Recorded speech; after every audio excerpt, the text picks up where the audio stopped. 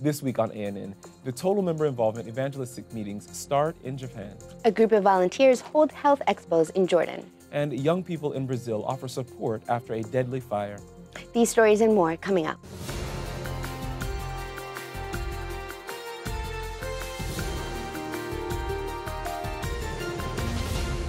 Thank you so much for joining us this week. First in the news, the first 9 people have been baptized as the Total Member Involvement Evangelistic Meetings kick off across Japan. Japan is a country with over 127 million people, but only a little more than 15,000 Adventists. Japanese evangelists, joined by several visiting Seventh-day Adventist leaders, are leading Total Member Involvement meetings at 161 sites from May 4 through 20. The first baptisms occurred at sites where meetings began earlier than the rest of the country. Opening night turnout at Tokyo International Church was so large that organizers live streamed the program, led by Arthur Stelle, a general vice president of the Adventist World Church, into an overflow room.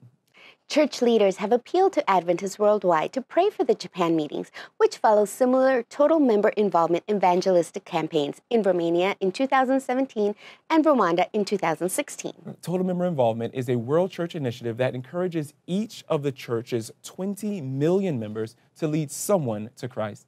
Church leaders are praying that the initiative will help make inroads in Japan, which is dominated by the Shinto and Buddhism religions. We'll be back throughout the month of May with more stories from Japan. A group of 17 students and 3 staff members from Middle East University, or MEU, in Lebanon took part in an international service trip to Irbid, Jordan from March 30 to April 8, 2018. The team presented health expos for children and adults at Irbid Adventist School, as well as a government school and the Irbid City Center Mall. Technical guidance for the adult health expos was provided by the Health Ministries Department of the Middle East and North Africa Union. The MEU team was also joined by a group of students from Vita et Salus, an institution in Portugal dedicated to preventive medicine. This life course team, led by their instructor Olga Arndt, coordinated the Children's Health Expo at both schools with the support of MEU students and provided support for the Adult Health Expos. This is the second international service trip for MEU students. In June of 2017, a group of 5 collaborated with Loma Linda University and Adventist Health International in medical outreach in northern Nigeria. Irbid was the pioneer service trip for MEU students to reach out within their own region. For more information about this event, visit news.adventist.org. A building in the center of the city of Sao Paulo, Brazil, caught fire on May 1st, causing 146 families to evacuate. According to the city, 320 have been registered as homeless since the fire. Adventists in Sao Paulo have been working to help those in need. Genesis-based Influence Center, connected to the Adventist Church and responsible for initiatives for human development, was activated by the city of Sao Paulo to help with distribution of goods. Students from the Adventist University in Brazil realized that in addition to meeting people's physical and material needs, victims also needed emotional support. The Adventist Church in South America sent this report. Não se sabe ainda o número de vítimas fatais do desabamento de um prédio no Largo do Paissandu, em São Paulo. Após o incêndio, a solidariedade para 150 famílias desalojadas veio de várias pessoas, incluindo de adventistas. Vamos para cá, inclusive ficamos aqui quase a noite toda, auxiliando principalmente a ajudar o pessoal a ir para os abrigos. Agora o grupo de adventistas também auxilia tanto na triagem de doações quanto na entrega de refeições para quem permanece no local. A pilha de entulho ali atrás deixa bem evidente que tipo de trabalho ainda precisa ser feito por aqui. Mas além da ajuda com bens materiais, as vítimas da tragédia também precisam de apoio emocional. Existem 2 doações que custam muito, que é empatia e tempo. E muitas vezes quem passa por aqui doando tem boa intenção, mas ele quer deixar a doação e ir embora. Às vezes essas pessoas precisam de atenção. Muitos de nós poderíamos estar aqui com eles, apoiando eles nesse momento, dizendo o seguinte: eu estou aqui para passar com você esse momento difícil da sua vida. Foi uma experiência onde eu pude sentar do lado de alguém que estava ali, sem rumo, sem saber para onde ia, e eu pude simplesmente olhar e falar: eu entendo, eu te respeito nas suas decisões, eu sei que é difícil, vai ser um recomeço, mas tudo bem, eu posso segurar na sua mão, a gente está aqui para isso. Esse era acho que o acolhimento mais possível que a gente podia dar naquele momento. E foi uma experiência única de aprendizado, de humanidade mesmo. Coming up, we'll hear about an outreach project in one of the most remote regions of Russia. But up next, runners in Britain run for ADRA.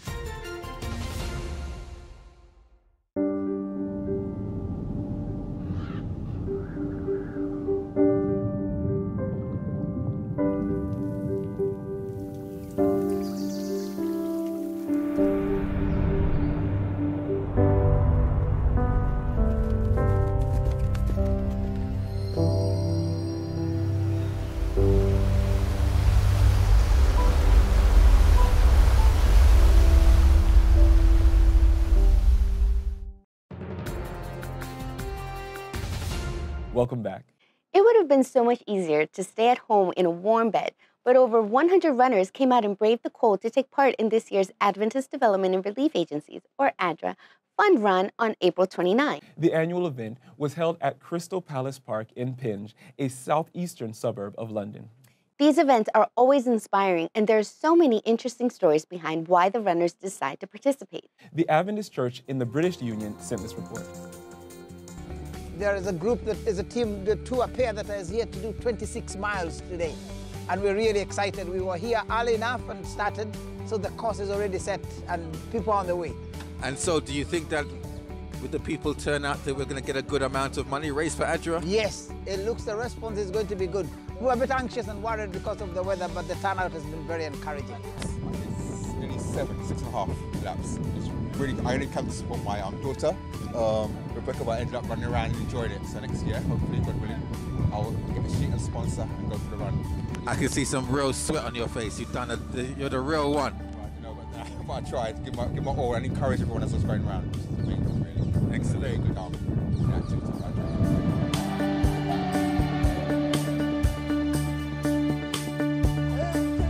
Okay.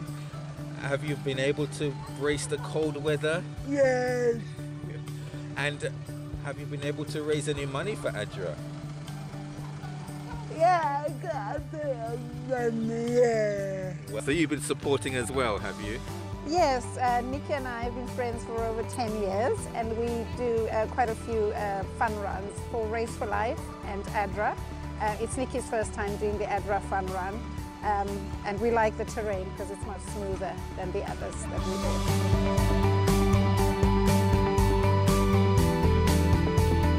So, how much have you raised for ADRA so far? £700. £700. And a lot of that will be gift aided. How did you manage to raise so much? Because I manage a lot of my friends and family, and through my parents of the playgroup that I'm the manager of. Well, that's really fantastic. 48 sponsors. That's fantastic. And I'm not a church member, so. We really appreciate that. We thank you for being part of that. Not a problem.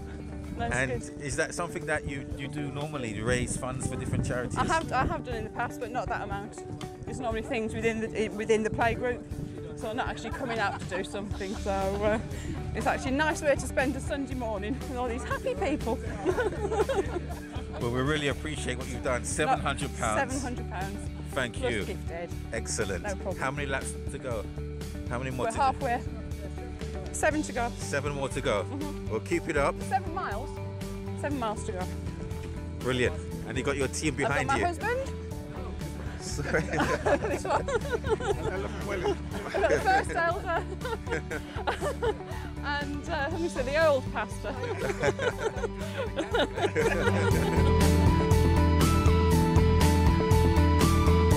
ADRA is a kind of organisation where you can get involved whether you're not an Adventist because of the kind of values that we hold, the humanitarian values. There's been several people here today who actually aren't Adventists, and it's really good to see them, and they're really passionate about ADRA, passionate about getting out there. So it tells us that ADRA is an organisation not just for the church but for other people. And what do you say for those who are volunteering today, who've come out today? We want to thank all who have come out to support ADRA, and we want to encourage them. We were very impressed early this morning. We found a group of very young children with their parents running from 9 to 9:30.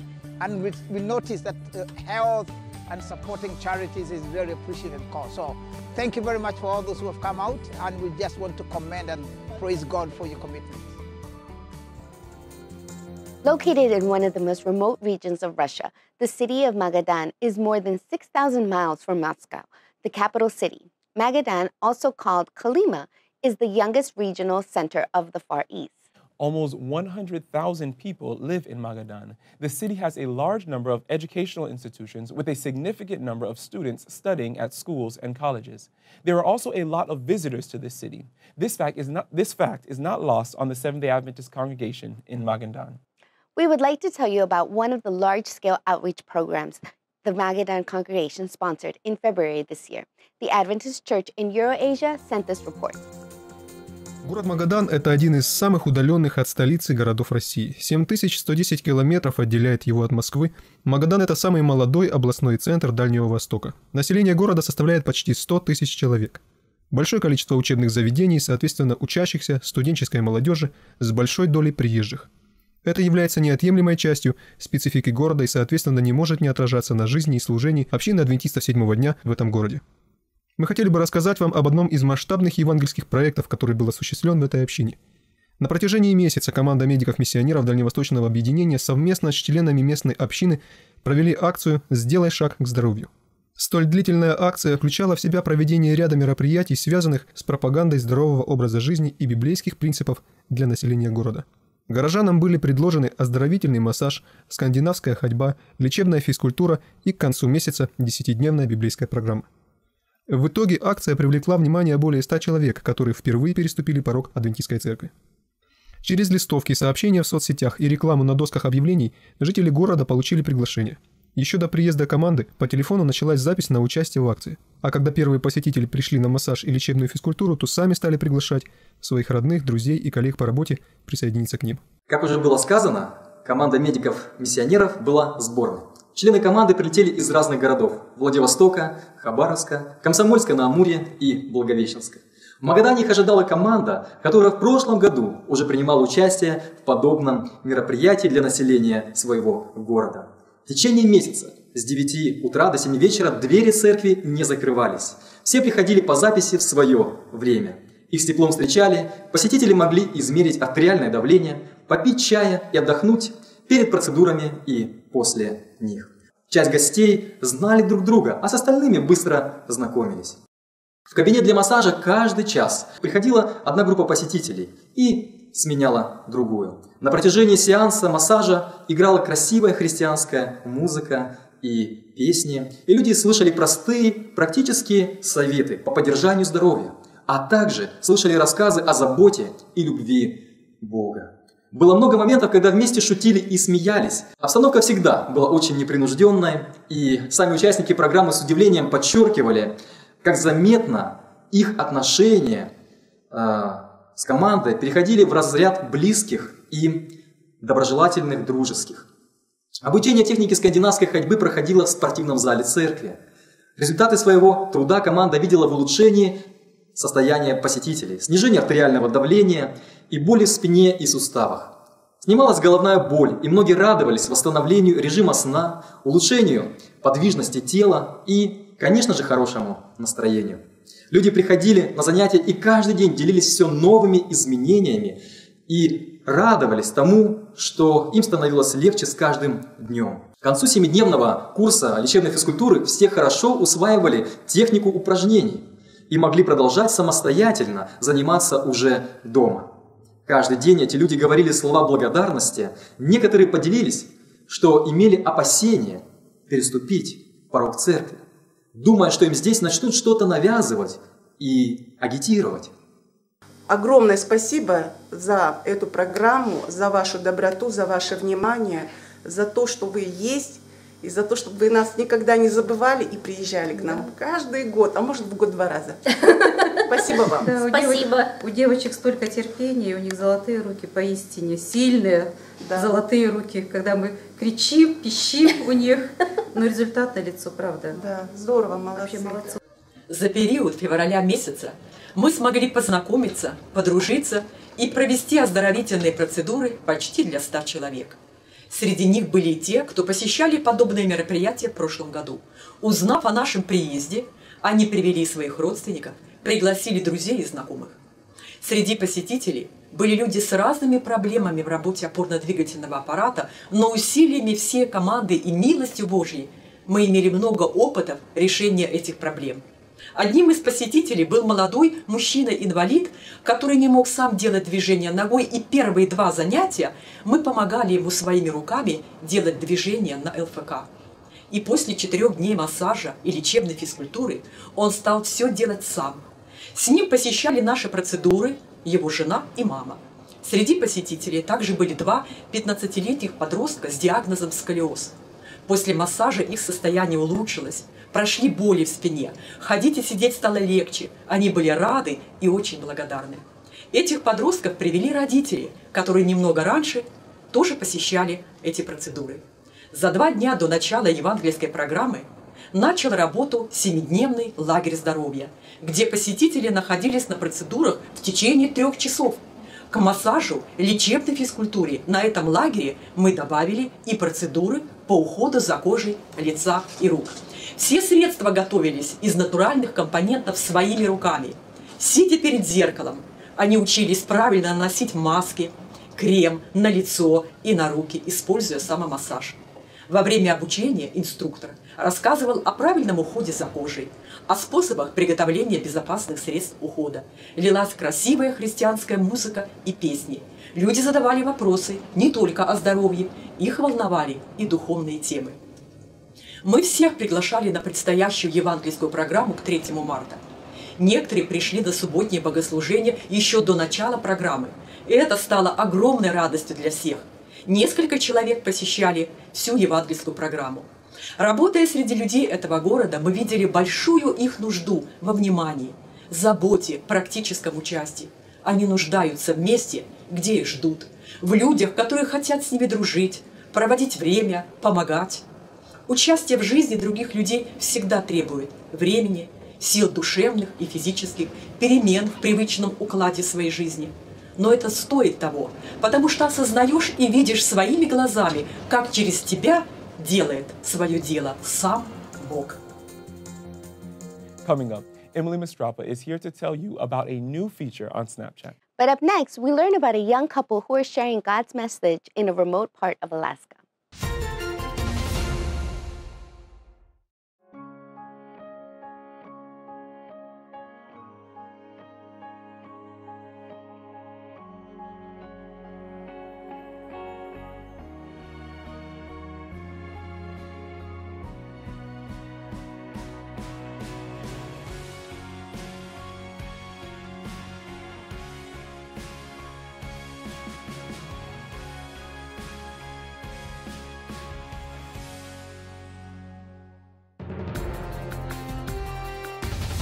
Welcome back. Tony and Irene have fully accepted God's call to the last frontier. They share the rewards and challenges of mission work in Alaska. Adventist Mission has more.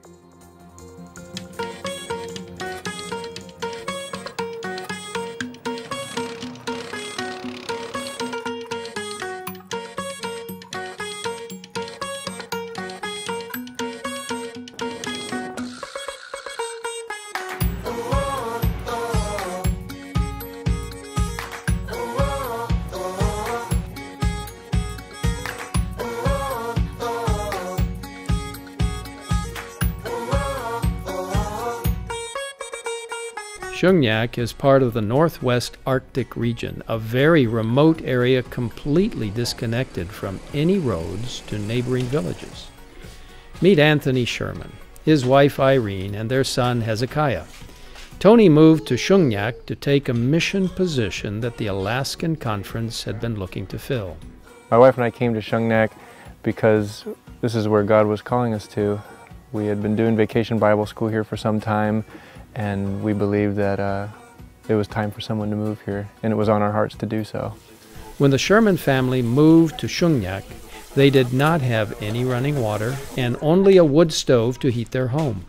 For the first 3 weeks, they lived in the small church and then moved into the parsonage right next to the church. Well, the challenge is being out in the middle of nowhere when you don't know anybody. I mean, you know the people out here, but when you don't have friends and when you can't just get out whenever you want to, or when I want to see my family in the Philippines, I can't really do that, you know, because it costs so much money to travel. Some of the challenges that we deal with are you know, the logistics, the climate, the different struggles that are present in the village. But I have my husband and my son, and I have God with me, so. It's been a positive experience for us as well, because we're in the center of God's will, and to be in the center of God's will is no other place to be. Tony works at the local clinic as a health care provider. Along with his colleagues, he is the first to address all the health problems and concerns of the locals in the village. Tony and his team respond to emergencies that range from suicides to snowmobile accidents. If any emergency is beyond what the local clinic can manage, he uses a medevac plane to transport patients 160 miles to Kotzebue. Through his position, Tony is able to gain the community's trust and respect, and he does not waste any opportunities to connect with people. Well, besides our work at the clinic, besides what I do for my profession here, we spend a fair amount of time with kids as well as with mostly elders. During the week, on Mondays, we have a youth group that we do for kids that are 8 years and older, and they come to our house. Yes, that's the book for me. I stand alone on the Word of God, the B-I-B-L-E. On Tuesdays and Wednesday evenings, we try to make it a chance to get out to people's houses. Wednesday night, we have Bible studies with the family. Thursday nights, we usually on that particular night, we'll take our musical instruments and we'll go and do some singing with usually elderly people that are in our village. A lot of things that we do. Sabbath, we will have Saturday school for, Sabbath school for kids. We will try to hold adult services. Saturday night, we'll make a trip out to another elder's house. We try to be in people's homes as much as possible.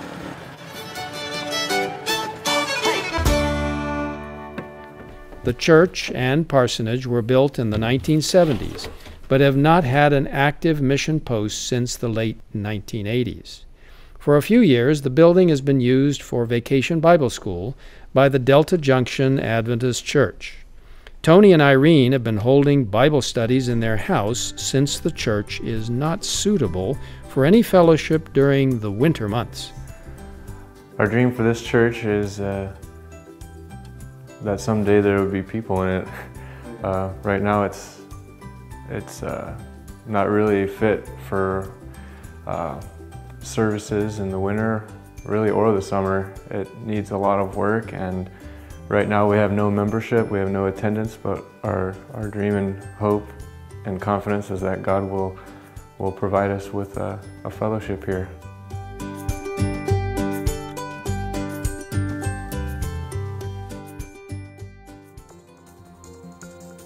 You can watch this and other mission stories online by visiting AdventistMission.org. Then click on Videos at the top. Snapchat added a new group messaging and call feature. For this week's social media highlights, Emily Mastrapa is here to share how you can use this new tool in your church ministry. Snapchat has introduced a new group video chat feature, letting users chat with up to 16 of their closest friends. If users need more people in the chat, Snapchat is also offering group voice calls with up to 32 participants. If you aren't familiar with Snapchat, it is a multimedia messaging app. 158 million people use Snapchat every single day. To use the video group chat feature, enter an existing group chat you have already started or start a new group. Tap on the video icon to start a live group video chat, or tap on the phone icon for a voice call. The members of the group will be notified that they've been invited to the call. When they enter the video chat, you'll get an alert above your keyboard to let you know that they've joined. If you don't want to use your camera, you can also just toggle that off and join with just your voice. Filters will also be available to use within the group chats. Snapchat first introduced group chat and video chat in 2016, looking to give people a new way to communicate on their app. They say that the Snapchat community is making millions of calls a day since their launch. This new feature could be a fun new way to communicate with your church groups and ministries. And finally, for today's episode, let's turn to David Trim for a look at Adventist history. This week, John Preston Kellogg died. While probably remembered for his sons, Kellogg was an active Adventist and one of the first directors of both the Seventh-day Adventist Publishing Association and the Western Health Reform Institute. Welcome to This Week in Adventist History. On May 10, 1881, John Preston Kellogg died. Kellogg is probably remembered today as the father of Dr. John Harvey Kellogg, of Dr. Merritt Kellogg, and of cornflakes inventor Will K. Kellogg. But John P. Kellogg played his own important role in Adventism's early years. In 1855, he and 3 other farmers living near Battle Creek gave $1,200 to buy a property in the town to provide a permanent home for the Sabbatarian Adventist Press. It was the first step towards making Battle Creek the administrative center of the early Sabbatarian Adventists and then the Seventh-day Adventist Church, which it remained for some 50 years. Kellogg was also one of the first directors of both the Seventh-day Adventist Publishing Association, later the Review and Herald, and of the Western Health Reform Institute, later Battle Creek Sanitarium, and he donated $500 to the sanitarium, a very large sum for the 1860s. He died at the sanitarium, aged 74, after several years of ill health. And 43 years and 2 days later, on May 12, 1924, William A. Spicer, General Conference President, arrived by train at Blantyre in the British colony of Nyasaland, what is today's country of Malawi. Spicer then traveled on the short distance to Malamulo. It was and is the site of an Adventist hospital, but Malamulo Mission Station was also where Adventist missionary work began in Malawi. Spicer was then on a tour of the African Division and had come for the Nyasaland Mission Camp meeting, which had never before, and probably has only rarely since, had a General Conference President as its speaker. Here you see Spicer photographed during his time at Malamulo, where he urged deeper consecration and more acceptable service to God. That was This Week in Adventist History. Thanks for watching ANN. Join us next week for more news from the headquarters of the Seventh-day Adventist Church. We'd love to hear from you, so send us your feedback and tell us how your church is making a difference in its community. Be sure to capture plenty of video footage and photos, then write up a summary of the event's important details. And feel free to send full video reports as well. You can reach us by sending an email to annvideo11@gmail.com. Before we say goodbye, here's some good news from the book of Deuteronomy, chapter 30, verses 6 and 7. The passage says, God, your God, will cut away the thick calluses on your heart and your children's hearts, freeing you to love God, your God, with your whole heart and soul, and live, really live. God, your God, will put all these curses on your enemies who hated you and were out to get you. That's our program for this week. And remember, you can always visit news.adventist.org for daily news and videos. Until next time, God bless. Take care.